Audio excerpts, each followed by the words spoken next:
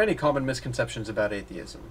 Survey after survey shows that atheists are among the most distrusted people in America and around the world. It really goes without saying that atheists have a severe PR problem. This video is aimed at help addressing some of those and clearing up some of those misconceptions. One of the most common misconceptions is that there can be no morality without God, and because atheists have no God, atheists are therefore immoral. I'd like to address this now. Thunderfoot made a wonderful example when he invoked the piranha. Piranhas are ferocious creatures capable of devouring vast amounts of meat in a relatively short amount of time, yet we never see them attacking one another. Why exactly is this? Did God give the piranha some magical law stating that thou shalt not kill other piranhas? No. It basically works because piranhas are a community species. They work together as a group. And if they were to just freely go about killing each other because they were hungry, all of them would suffer as a result of it. Another link, I guess, of this is the only reason that you do not kill another person because you believe in God, and this is of course directed at people who believe in faith. If the only reason you are not going out raping, murdering, and killing is because of God, then you need some psychiatric help, and that's really indisputable. Another thing to look at is if God and Christianity in particular is a source of morality, wouldn't we expect the Ten Commandments to be a little bit better of a moral guide? I mean, the first 4 or so are nothing but talking about the rage of a jealous God. That's hardly relevant to morality. It doesn't involve suffering or anything like that, and quite frankly, I find it a bit hypocritical and just silly that an almighty, omnipotent creator of the universe has such an ego problem. Secondly, if you also take a look at the Ten Commandments, there's nothing in there about child abuse, nothing in there about rape. Indeed, these are vastly immoral acts that aren't mentioned, so if Christianity and God in particular were the source of morality, wouldn't we expect to find that? We do have a set of moral laws, and it's basically because we're communal individuals. We rely on the strength of a population for our strength, and if we go out and engage in antisocial behavior which undermines the overall survival and fitness of the population, we ourselves are weakened. That is why we have these moral laws. It's not because of God.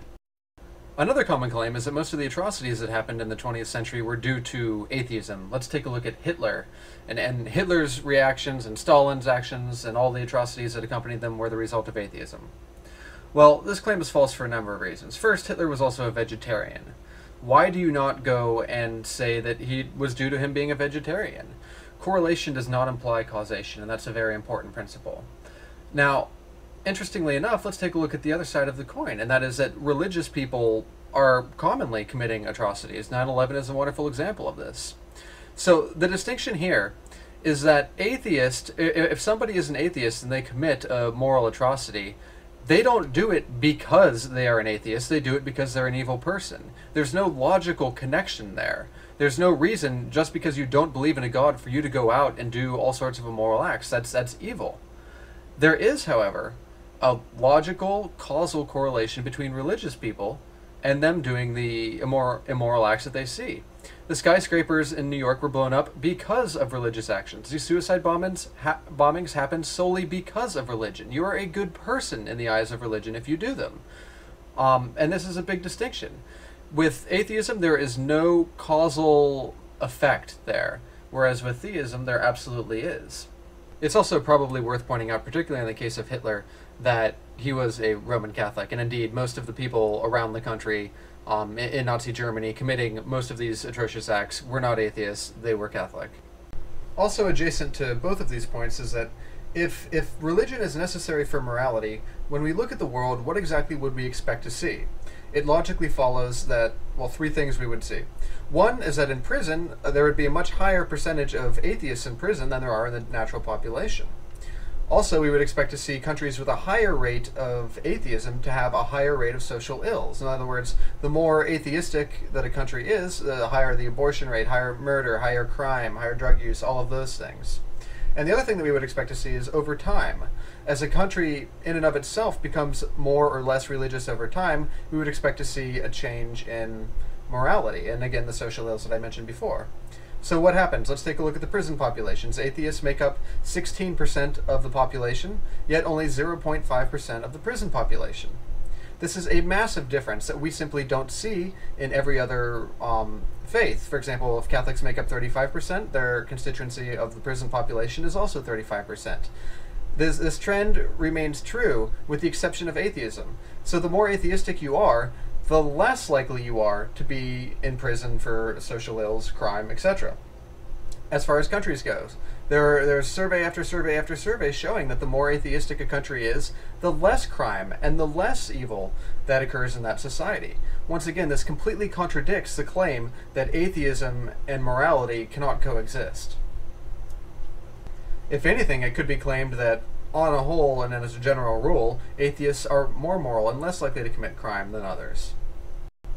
The next most common misconception is that atheism requires faith. You have to have faith to become an atheist, and therefore atheism is just like a religion. And the answer to that is no. That's absolutely absurd.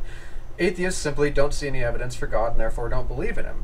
Do you believe that it requires faith for you not to believe in Santa Claus? Well, atheism is basically the same way. Just as it requires no faith to believe that there isn't a Santa Claus, it requires no faith to believe that there isn't a God. Another common claim is that perhaps America would be much better off if we simply shipped off all the atheists and got rid of everything. Well, let's look at that.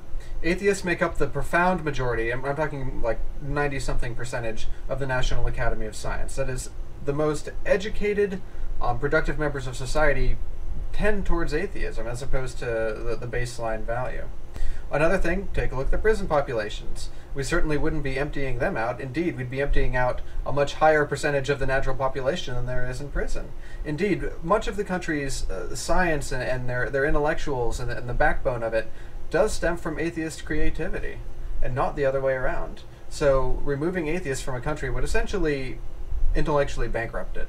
The next common statement is that atheists should simply back off because a belief in God requires faith, and faith is outside the realm of discussion.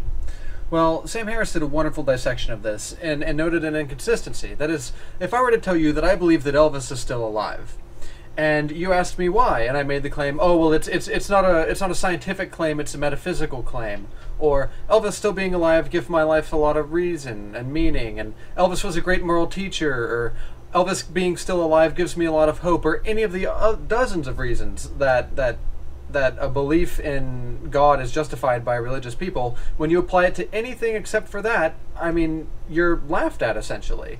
So why is a belief without evidence considered good? Why is that not able to be discussed? It absolutely should be, because it's no different than anything else. However, when it's put in the context of religion, it's off the table. Lastly, I wanted to address this idea that atheists are intolerant. Now, let's just take a look at this for 1 second, because all atheists want to do are say, look, let's take a look at the default position of there not being a God, which is atheism. I mean, that's the null hypothesis, that there is no God, and let's examine the evidence for it. And can that evidence overcome the null hypothesis? There's nothing intolerant about that. On the contrary, however, every single instance of homophobia, subjugation of women, female genital mutilation, and etc. stem from the religious. Abortion doctor killings, atheists aren't really doing them. Inhibiting stem cell research and effectively killing people, atheists aren't really responsible there. Atheists also aren't the ones telling people that they're going to burn in hell. I could hardly picture a more intolerant statement. Fatwas being issued against people who write books and illustrate cartoons, again, that's done on behalf of the religious, and almost exclusively on behalf of the religious, not done by atheists. And I can't recall the last time I've seen an atheist burn books. It's very hypocritical for a religious person to claim anything is intolerant simply because their institutions are the cornerstone and the cause of the vast majority of intolerance in society today.